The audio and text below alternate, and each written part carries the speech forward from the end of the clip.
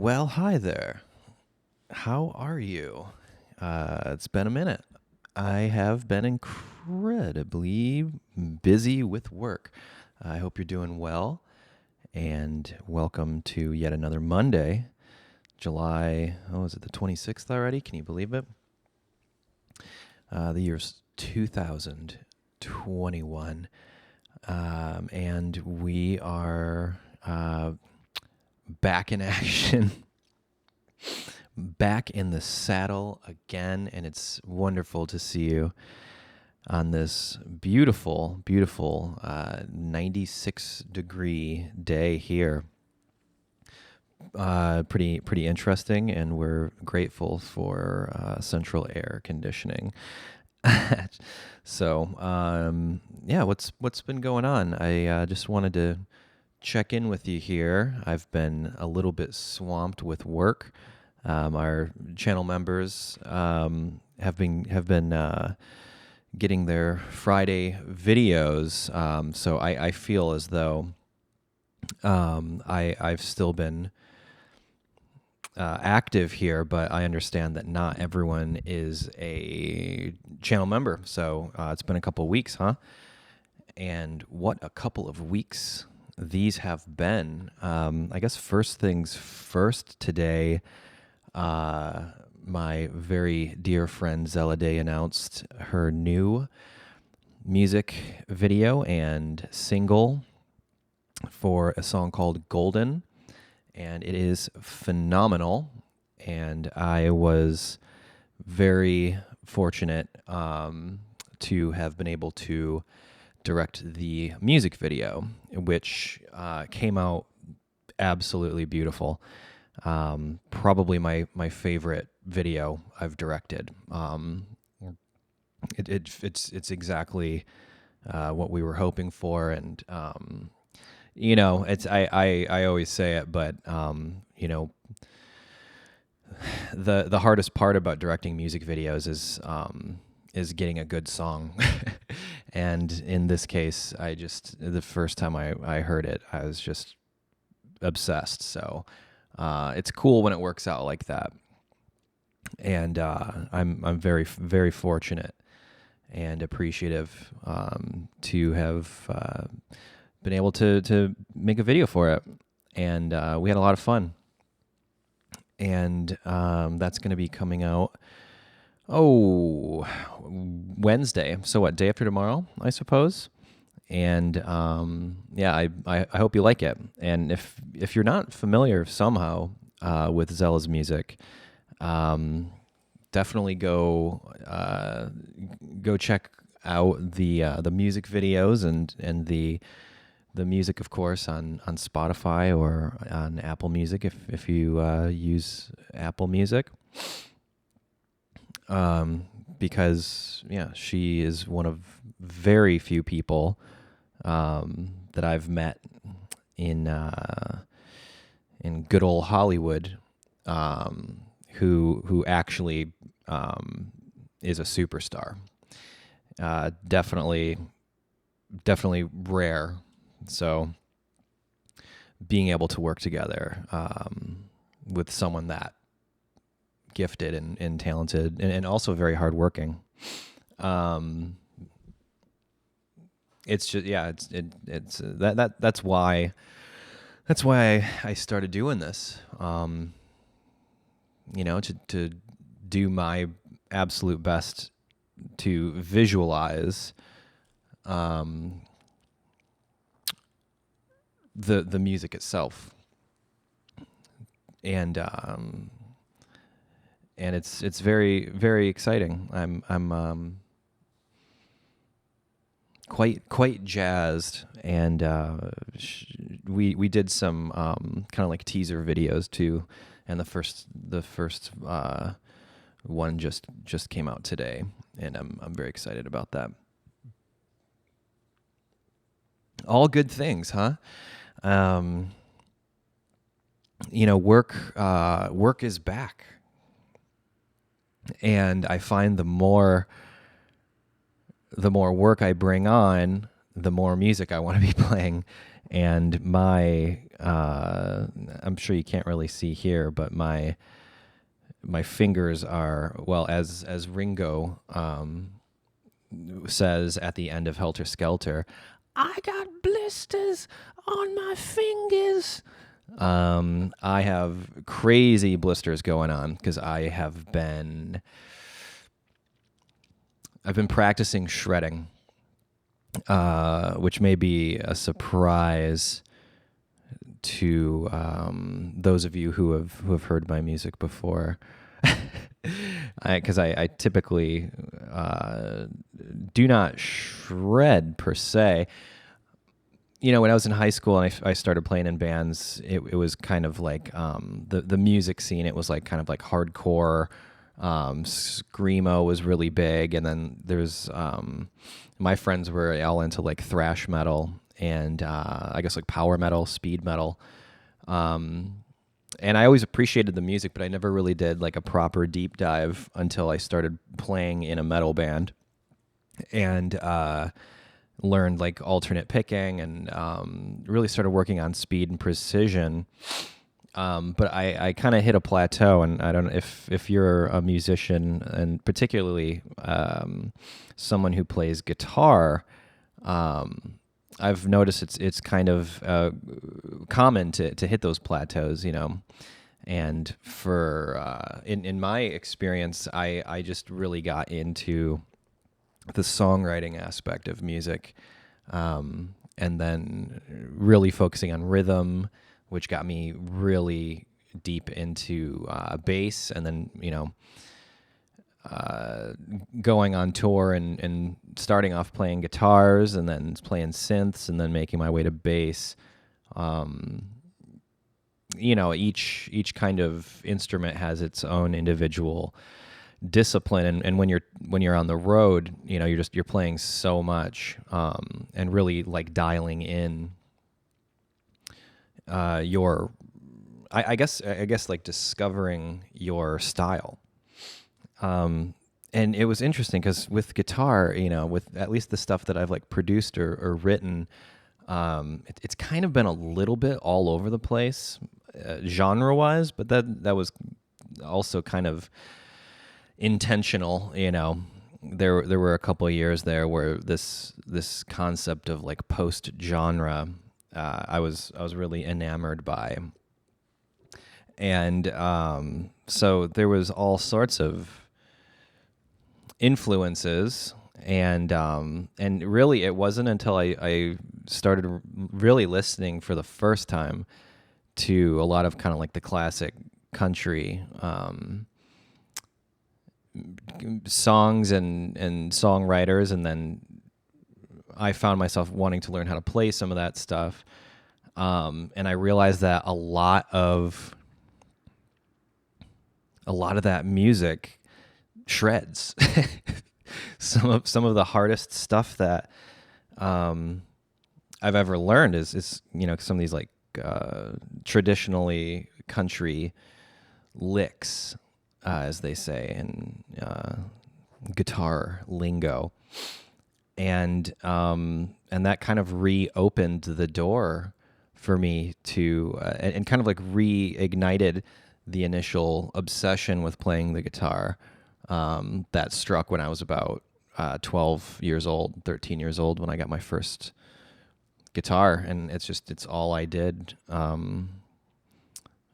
for years, you know, that and play with cameras and stuff and get better at that. But they always kind of went hand in hand, because I would always, you know, our bands would all get together and we would play shows pretty much every weekend. And, you know, I would roll in with my guitar and my amp, but also with my camera. And that was kind of fairly representative of what my career would become. And it was something that I really would go out of my way and just practice for hours every day. And you know, the time these past couple of weeks, as I've been away from these videos, and working on some other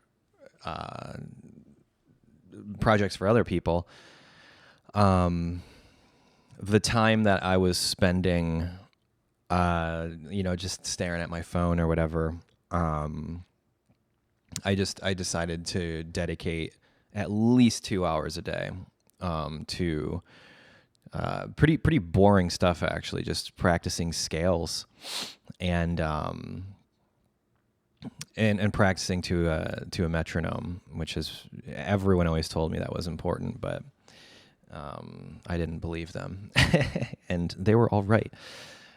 So it's cool, I feel like a kid again in that regard too.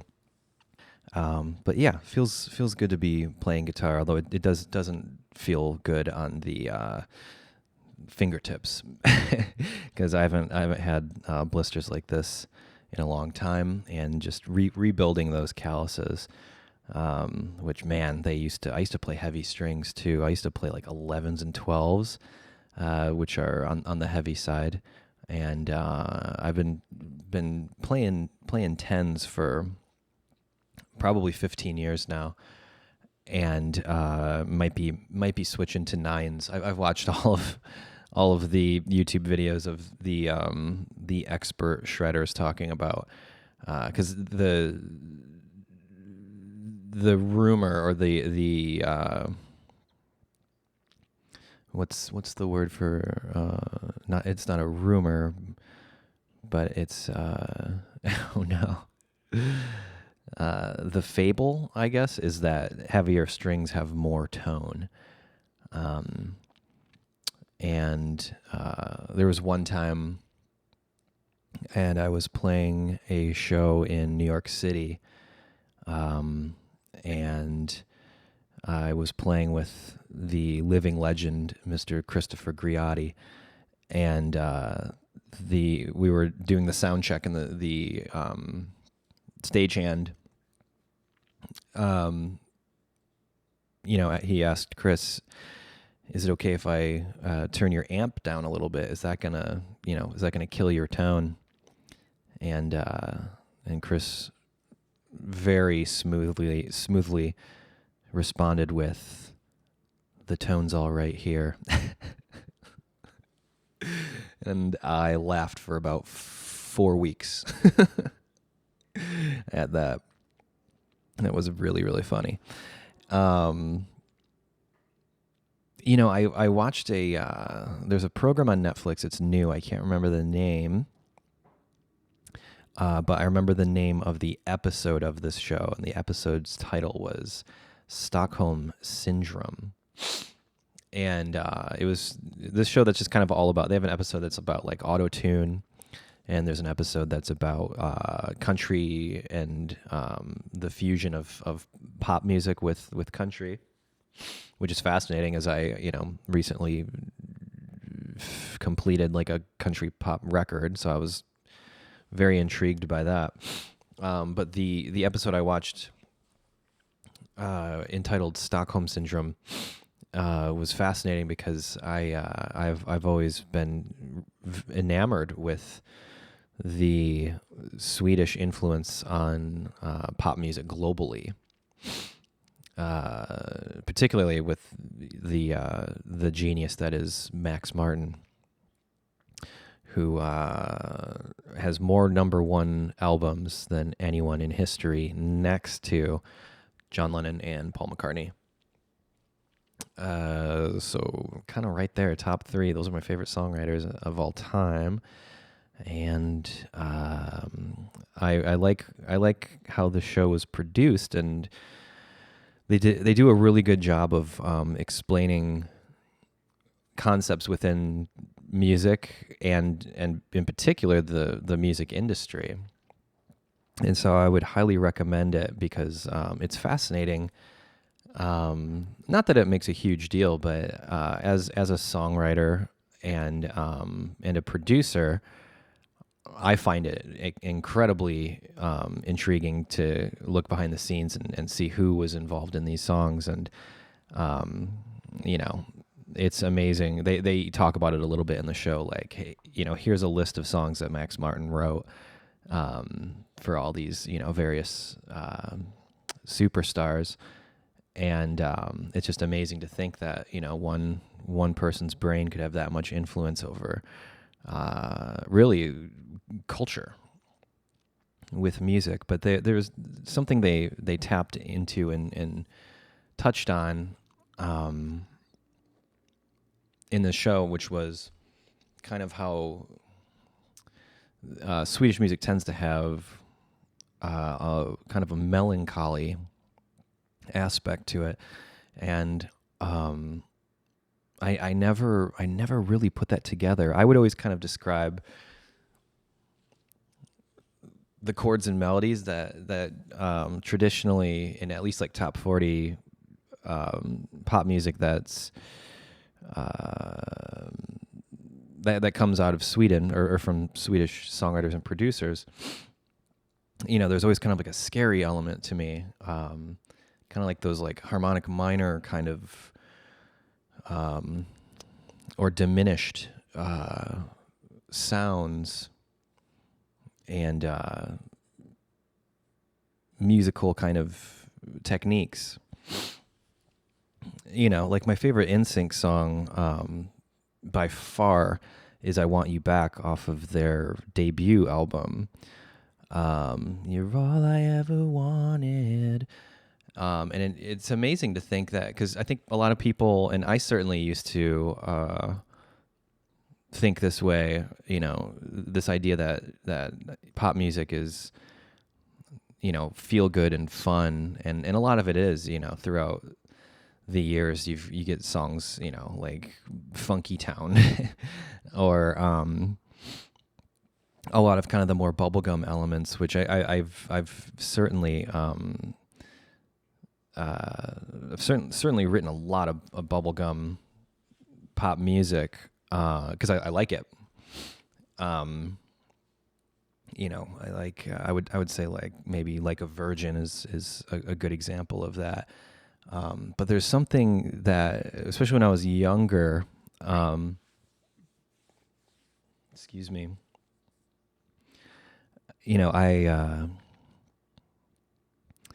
I was a youngster at the time, with a big sister who loved Backstreet Boys and NSYNC, Britney Spears, that whole era, and posters on the wall and the whole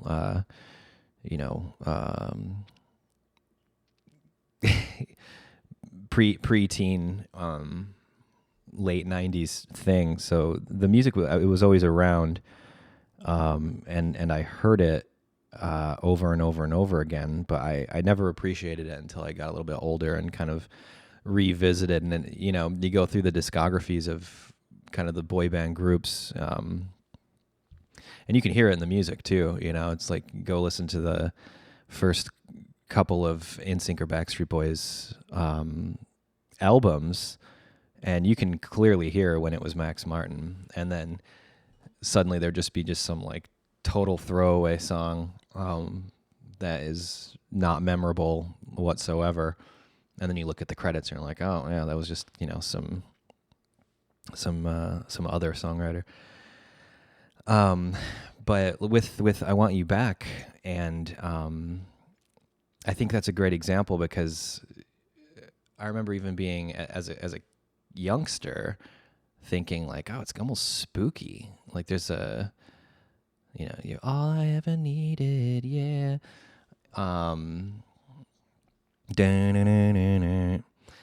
It's just like it's a very dark sound actually. And if you sit down at a piano and play the melody with the chords, it's somber. And in this show I was watching, I really appreciated how they took the time to kind of explore that, how there's a melancholy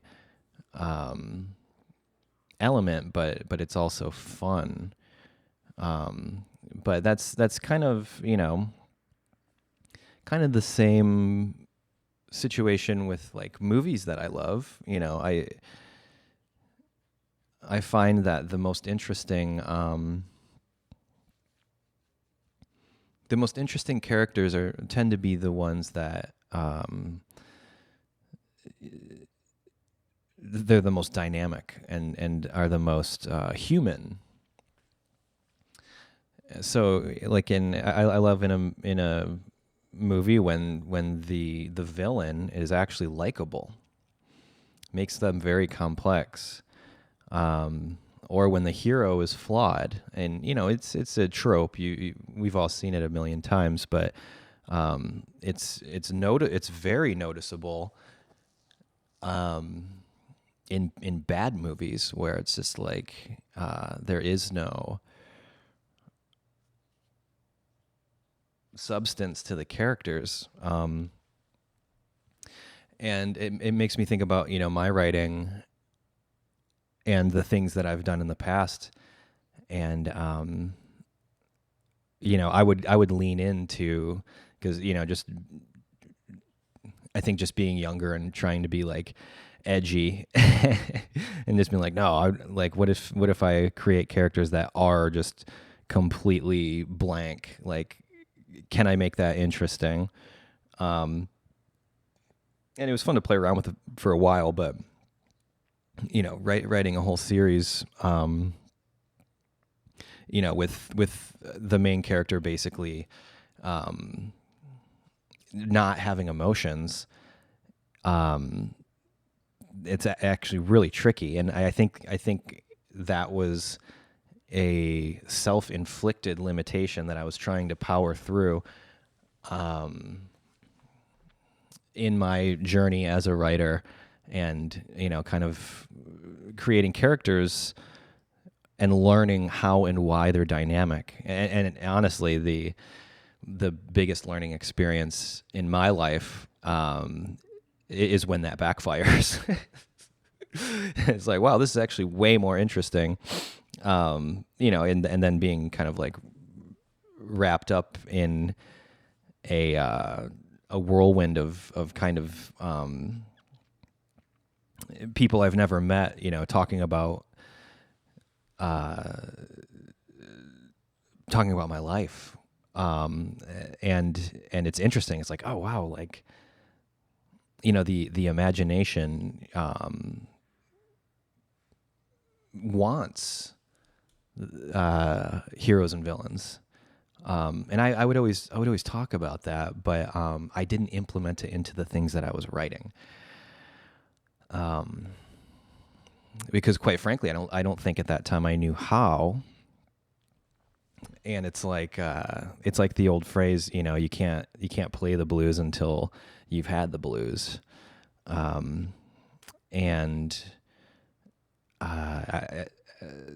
Until recently, I didn't fully understand that. And that connects with kind of the playing guitar element, because as I'm learning kind of these shred, arpeggios and just really fast picking and like soloing stuff, biddly stuff, just because from a technical aspect, it was like, oh, it wasn't something I ever like really focused on. And even if I don't implement it into my music, it's always good to expand your knowledge of music and your technical abilities, which is quite interesting, because as I'm learning kind of new modes and new scales, it's weird because it's all stuff I kind of already knew, but it's really clicking now, particularly with improvising, and that's why my fingers are in a lot of pain at the moment, because I've just been improvising like crazy, and I learned a couple new modes and a couple new scales that are absolutely just so much fun.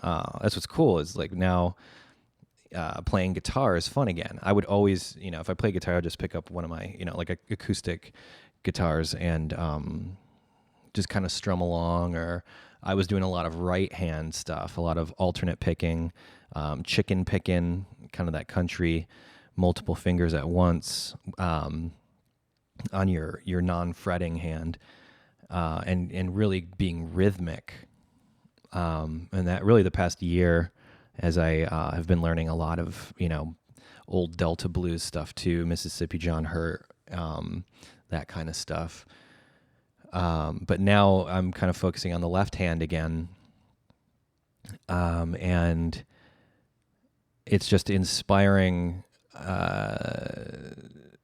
that you can just kind of open up like a jam track, as they call them. There's tons of them on YouTube, and just pick a key and be like, okay, yeah, like D minor. Let's rip a solo. And then right after doing like a kind of like neo soul, smooth jazz, groovy, slow, quiet, subdued. And by doing that, and then doing a country song, and then but utilizing the same kind of techniques, it really, I'm finding, is helping me not only understand music better, but it's helping me to expand upon and implement the style that over the past 23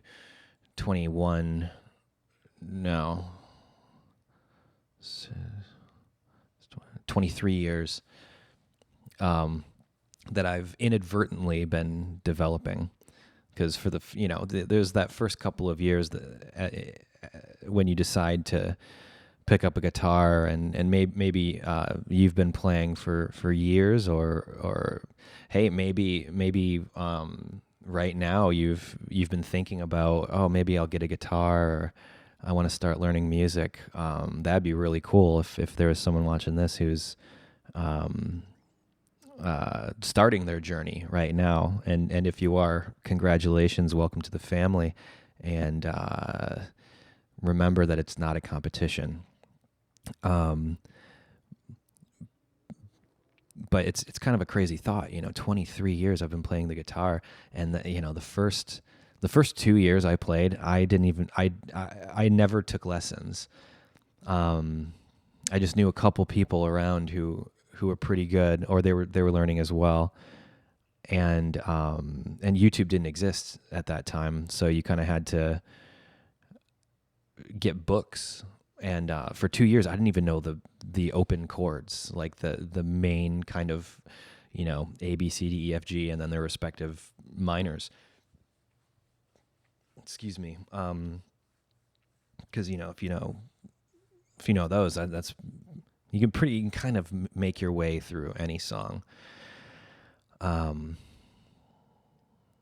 I knew power chords because I was listening to Nirvana and like Weezer, and those were the songs that I was learning. And then,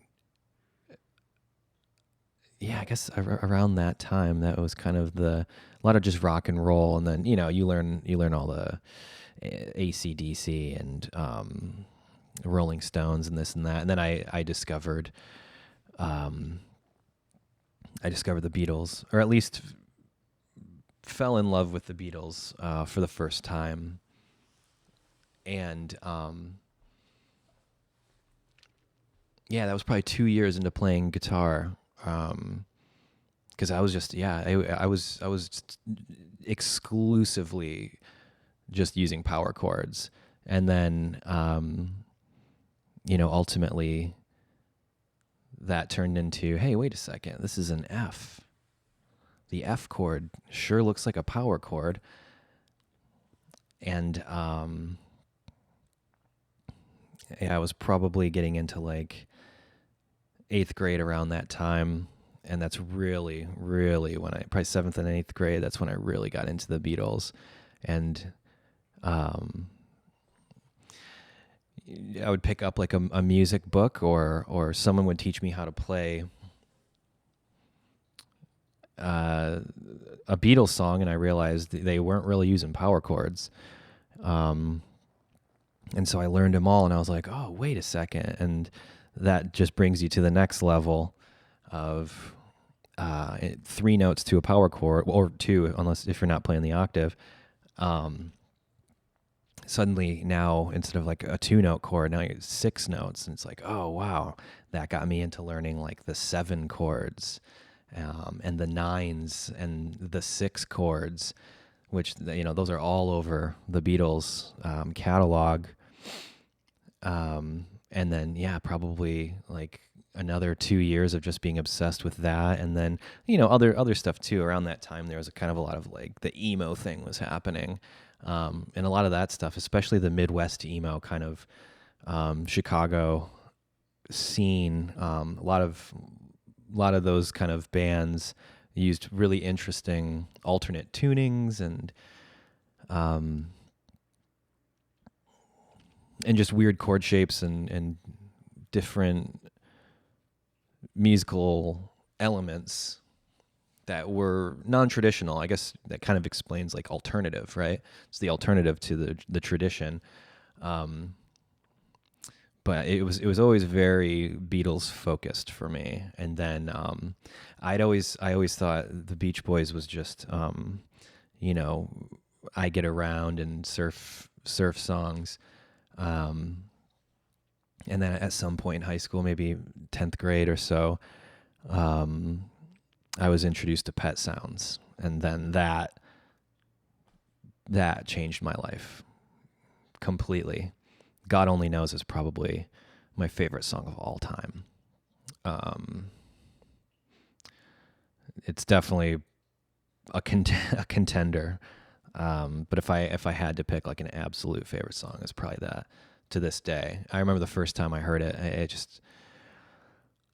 A friend of mine who was older, and our bands played together, and he's a fascinating drummer, just an all-around great guy, and he introduced me to it. He's like, hey, this is Pet Sounds. This is like arguably the best, pop recording in history. And I just remember putting it on, and it took me like 10 listens to understand it, or even wrap my head around it. And it gets me so excited because, I know a lot of people probably watching this are well aware of how good Pet Sounds is. But again, if you're someone who hasn't heard it before, I am so envious of you just to experience it for the first time. But I was confused by it.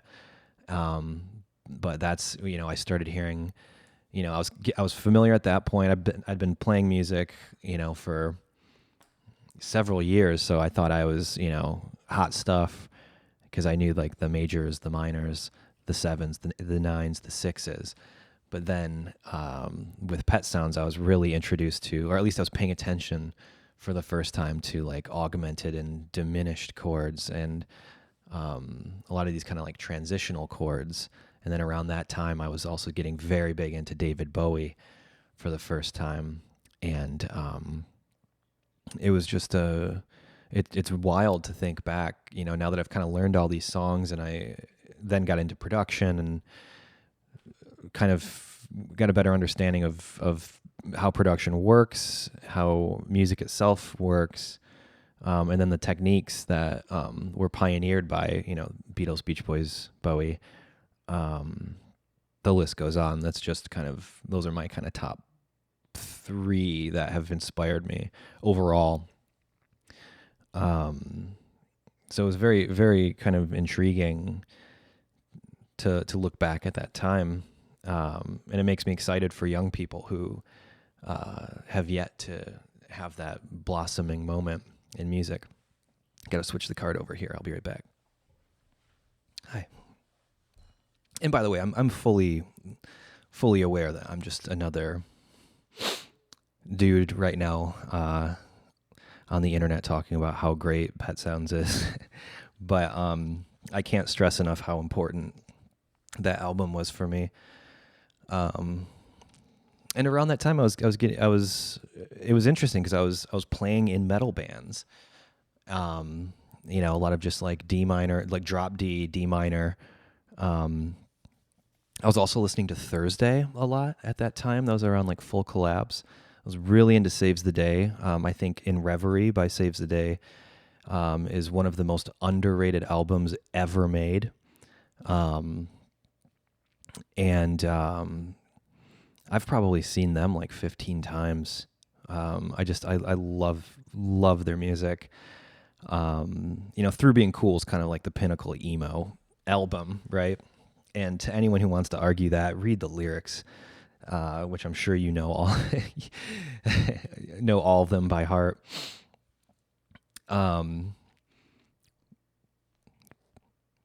Which is it's really it's kind of fascinating because a lot of my heroes in music growing up were completely you couldn't access them because either they've died or they're just at such a level. But with kind of the alternative scene at that time, we're talking 2000 to like 2005, which would have been my high school years. It was just, we would almost every weekend go see a show in Detroit. And, my friends and I, we were the kids who would go wait outside by the van or the bus. That was always crazy. I was like, wow, they got a tour bus. And, I would sit and wait. And I met Chris from Saves the Day several times. And he would have these like certain lyrics. And I would always ask him like, hey, quick question. Like, what did you mean by this lyric? Like, not knowing at the time, not the place to do that, dude. But I was like 17 or 16 or whatever. But he was always super cool. And it's funny, kind of like fast forwarding, then around that time, it was like graduation and playing in bands. And I started kind of like the metal stuff I was playing. A couple of the people in the scene went on like tours, like actual tours. They like went for it. And there's a lot of pressure at that time of like, what are you doing with your life? And are you going to go to college? And I was like, I don't know if college is for me. And at the same time, I was starting to really get into, making videos and like filmmaking in general. And so I was just kind of figuring that out. And the music scene kind of dissipated a little bit because people started moving away. And that's when I started recording. And that would have been about the time that I kind of got into expanding my mind with substances, and that was around the time I kind of was getting more into Radiohead and Air, who I've talked about a ton in here, and really focusing on the recording aspect. And then it became less about, like the technical ability of what I was playing. And that's kind of where that plateau I was talking about, for me kind of happened, because then it became like more about the tones. And I realized like, oh man, I gotta get way better as a songwriter and as a musician as a whole. And, around that time I had moved to Chicago, and it was the first time I had like my own like recording setup, just like a tiny little home studio. And I would just get absolutely zooted.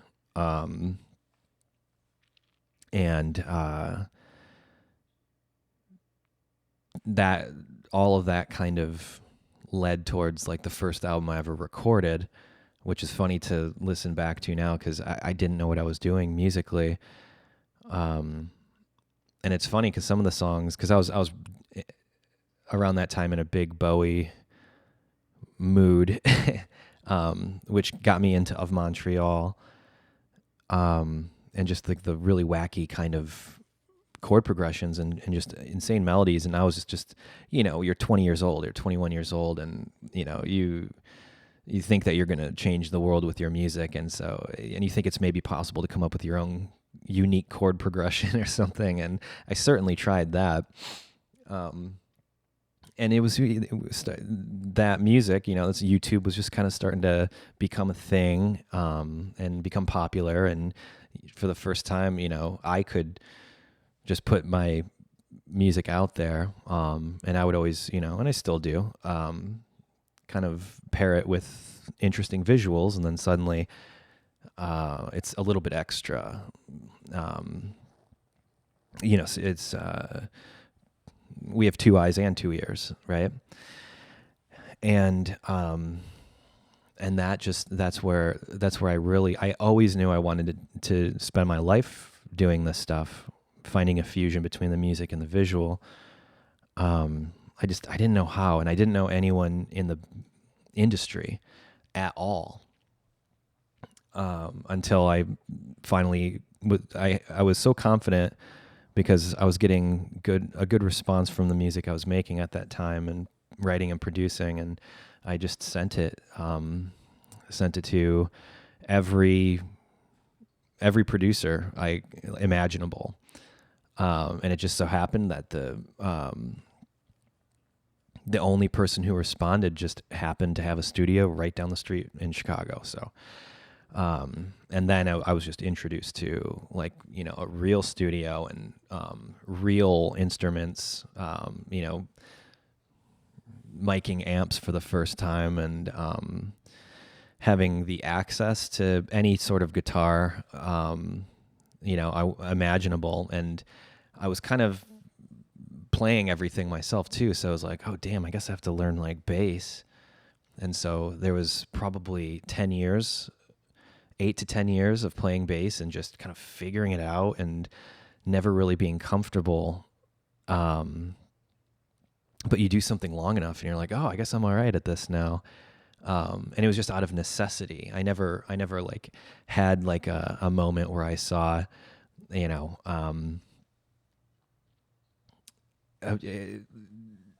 it's seems like people always see Flea and they're like, oh, I saw Flea and I just want to be a bass player.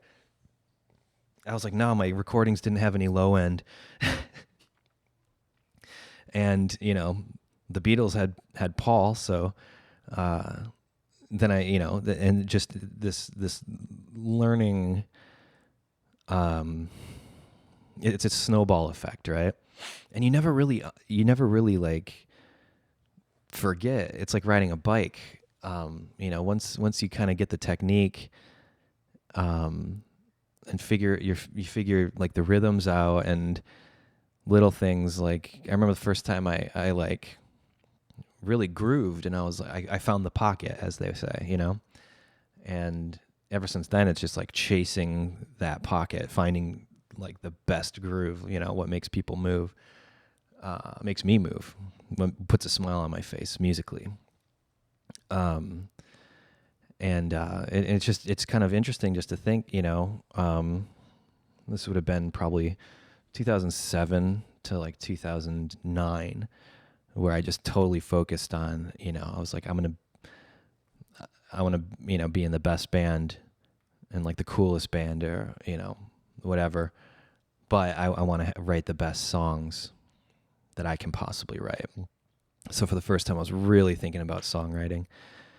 And, it was, I gave that everything I had for several years, and that, brought me to Los Angeles. And then suddenly it was oh, everyone's super talented here and beautiful and way more ahead of the game than me. And at that time, the thing I had wrong too is I was still kind of seeing it as competitive, and it's not. It can be, but that'll destroy you, and make you wonder why it'll make you not love music anymore, right?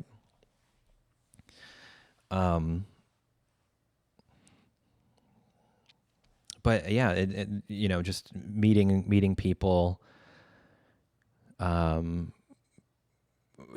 had made just huge records, and seems like everyone I knew was just absolutely just so talented.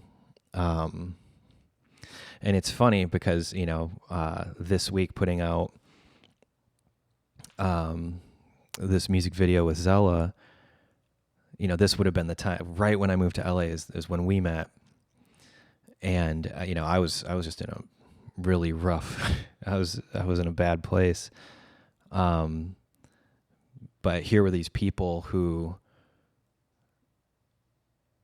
were just absolutely inspiring, And so, we had done a couple of like performance videos and put them online. Those did really well. And just everyone just suddenly it started to happen for everyone. And it's weird because, looking back and watching all of these kind of like rockumentaries or just documentaries about like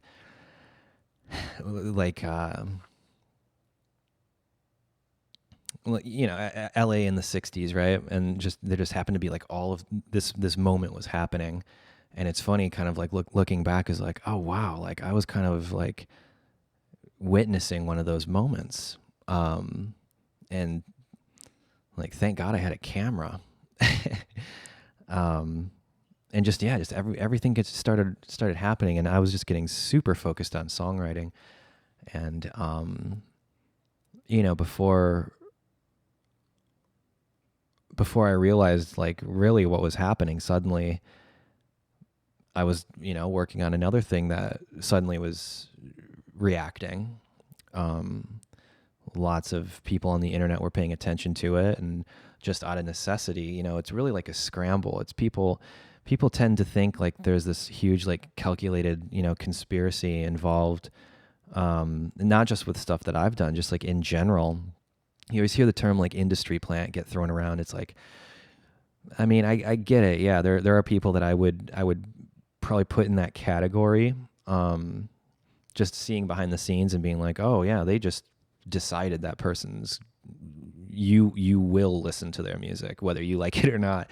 It happens, but it's very rare. But even in that, there's I mean the teams of people, and again at that time when things really started to take off, in my life for the first time, and like just working with like the top dogs, like Universal Music, that's pretty, people from all the world like are fighting to get into that building. And then suddenly I was just there like all the time, and it seemed like oh my God, like people are kind of paying attention to what I'm saying. This is weird. And but I was also just blindly confident. And I remember the first time I took a meeting in there to see if we were gonna work with this the team that we ended up working with, and I was just like terrified, but also like very naively felt like I had earned it. Looking back, I was not prepared, but are we ever prepared for anything? I don't know. Gotta jump off that cliff and figure the parachute on the way down. And that's what I thought. One of my mentors taught me that when I was 17 or 18, and I was just like, well, I guess this is kind of one of those moments. I got to pretend like I know what's going on. And that paid off nicely, and nothing lasts forever.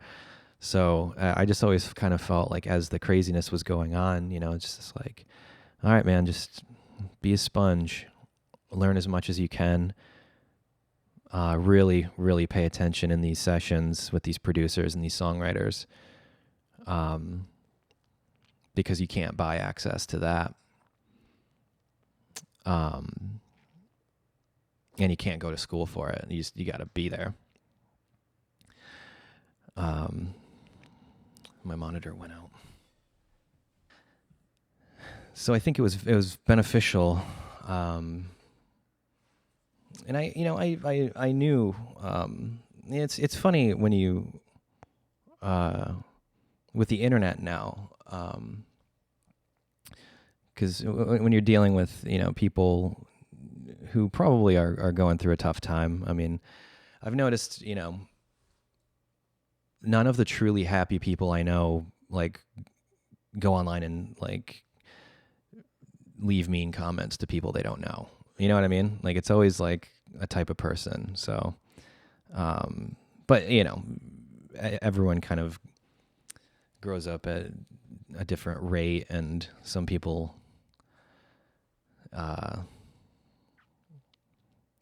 who probably need therapy don't go to therapy. Anyway,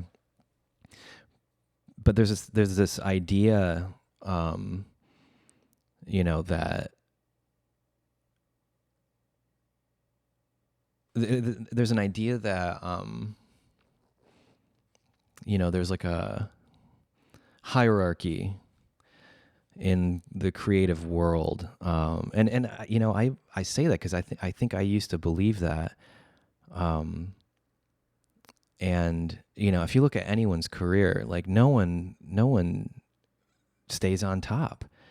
And I didn't even get close to the top, but I just felt like, wow, like, man, like, got this far. That's kind of crazy, huh? But the whole time knowing like this is temporary, just like everything in life. And at that point, I'd already kind of been through like hell. So it was just like, okay, everything from here on out, like that's, be appreciative. And it's kind of crazy because then suddenly the people who inspired you to even want to do this kind of thing in the first place, suddenly you're meeting them, or they want to meet you. And then you're hanging out with them and they go into their house and it's just like, wow. And all the bands that I talked about, that I was into, with the exception of David Bowie, rest in peace, and the Beatles, because it's just, I don't even know if I could meet Paul McCartney. It's like, what am I going to say?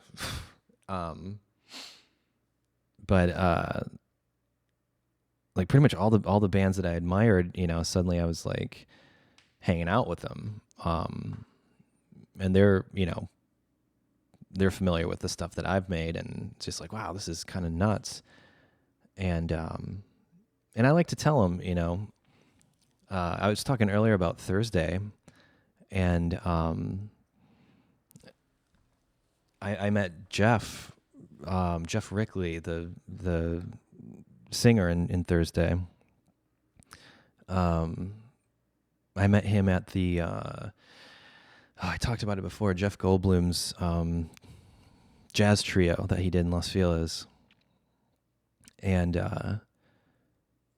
just like, I was like, hey man, like, you're kind of why I'm here in Hollywood. I saw your band and I was like, I want to do that. And he's real cool.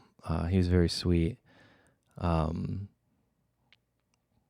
it's just, I that's the element I didn't expect, to be acknowledged, right?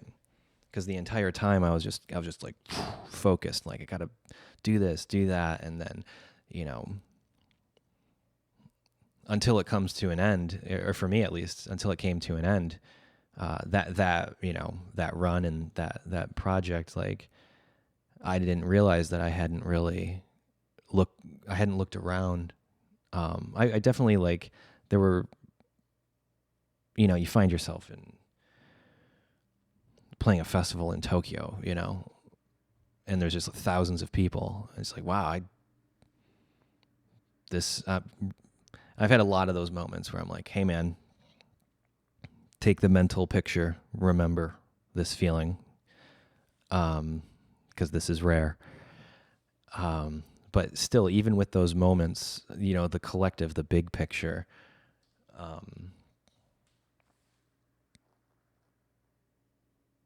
it was really easy for me to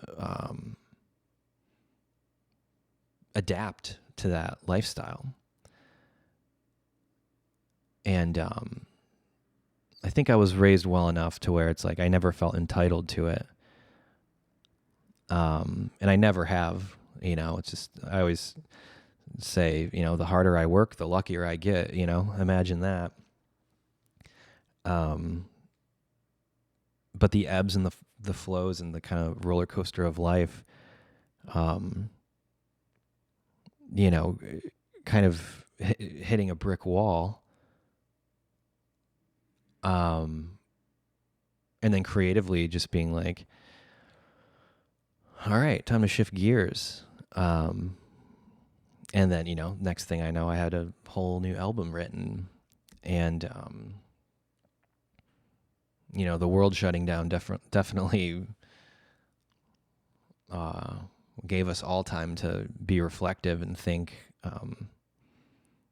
about what we're doing in life. And I find that a lot of people, as we're kind of like opening up again, a lot of people I talk to and a lot of people I listen to are kind of in a similar like transitional headspace where, I think all of us, just to some degree at least, had that conversation with ourselves like, all right, well, life is completely different for the first time ever. What are the priorities? What do I want to do? And how do I want to do it? And how can I become a better person while striving, while putting that foot forward, pulling yourself up by the bootstraps, you know what I mean? And it was very clear to me, like,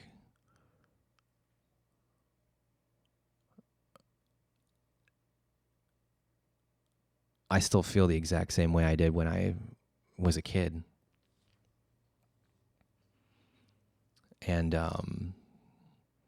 now, with the experience that I have, now I want to do it with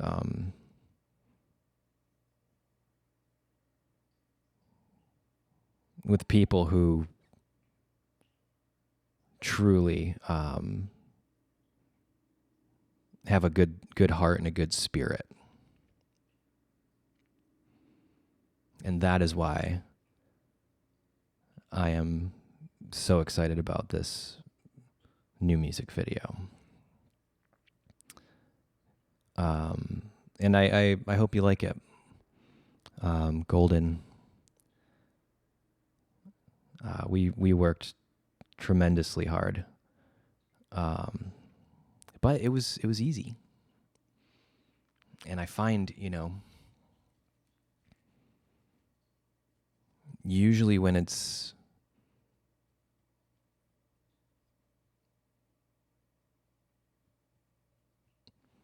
coming from a pure creative place, it just happens. And whether it's a song or a video or whatever creative thing you might be producing or working on. I mean, I've done just thousands of videos, and like and hundreds and hundreds of songs, and it's like, not that I've done anything huge, but enough people. I made a living doing it, right? And even if after that kind of, got taken away, like now I'm even doing better. And it's like, oh, all right. So I do have value. Okay, I am at least decent. I don't know if that's ever going to go away. I used to call it self-doubt, but I don't know. That therapy helped me with that. It's like, sometimes, instead of what if everything goes wrong, it's, that's a big takeaway I got from therapy. It's like, hey, yeah, what if it actually turns out? And in cases like, the past couple of weeks I've been working on this video, it's like, yeah, it turned out pretty awesome. So I'm excited for you to see it. I hope you like it. And really, most of all, I hope that the feeling that we felt making it translates, and hopefully you can feel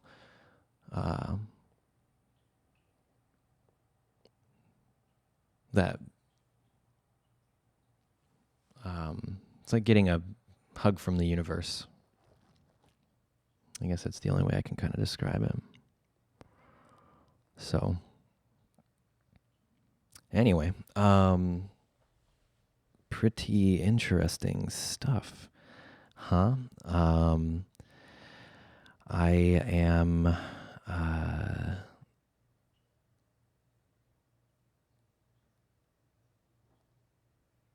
I'm going to be in Seattle next week, working on more video stuff for some very, very talented people. And trying my best to avoid the news. Man, it's just like one thing after another, right? Like the sky is falling, hey, don't go outside, I wrote a song about that once. That's a weird one, actually. That was strangely prophetic. It's weird. Sometimes,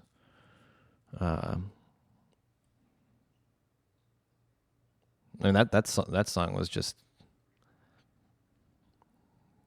to me just about like all the fear mongering, and then the self-inflicted fear mongering, that we do. It's like that song definitely was a result of getting back from a tour and just isolation. But looking at it through the lens of post-pandemic, wow, strangely prophetic. It's like, well, I can assure you, it was not written with the awareness that the world was going to shut down. Pretty strange.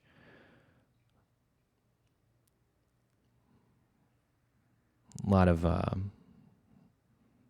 Randy Rhoads kind of influence there. Griatti really ripped it on that one.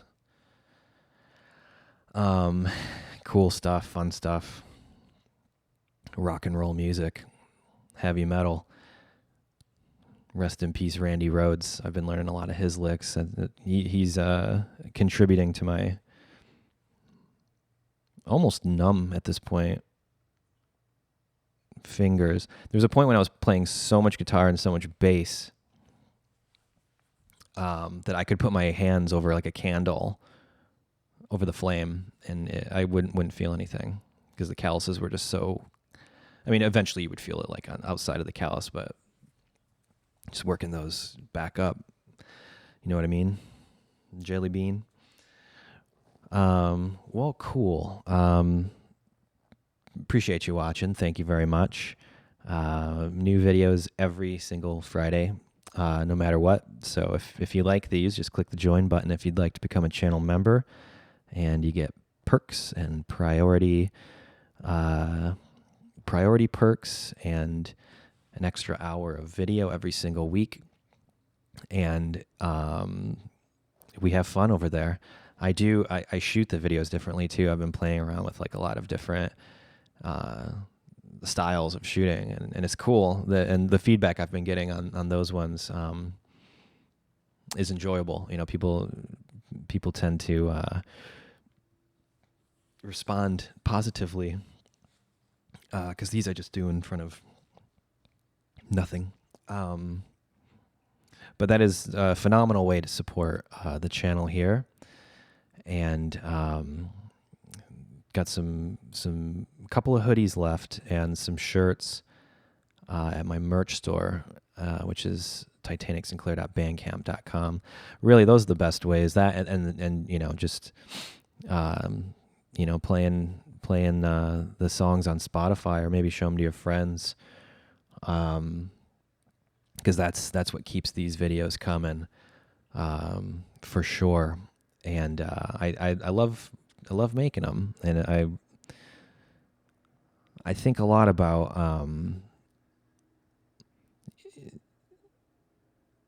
how much better I feel having a community that I can be interactive with and honest with, um, for the first time. It still feels new to me. I guess I've been doing these for like half a year now, but it still feels very new. But I feel like I'm out of my shell enough and comfortable talking to everyone. Just kind of sharing stories and ideas and thoughts. And hey, maybe someone learned something. That'd be cool. Hopefully, someone got inspired to maybe pick a guitar up for the first time today. That'd be real cool. But yeah, not to be sappy, but I've been thinking a lot about kind of the community of people here from all around the world, which is super cool. And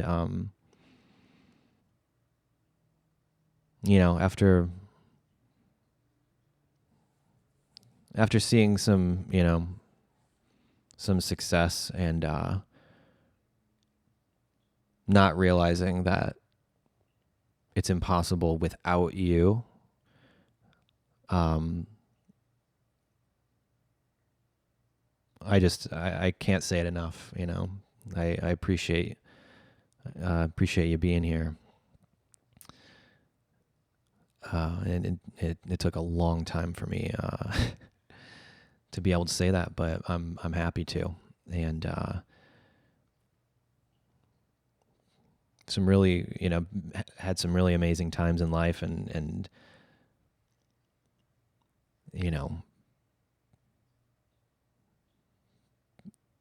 amazing things keep happening. And I am grateful. Absolutely. So stay cool, huh? Rock and roll. Listen to some Ozzy Osbourne, huh? Yeah, I think that's what I'm going to do. All right. Cool. Thanks, y'all. We'll see you next time.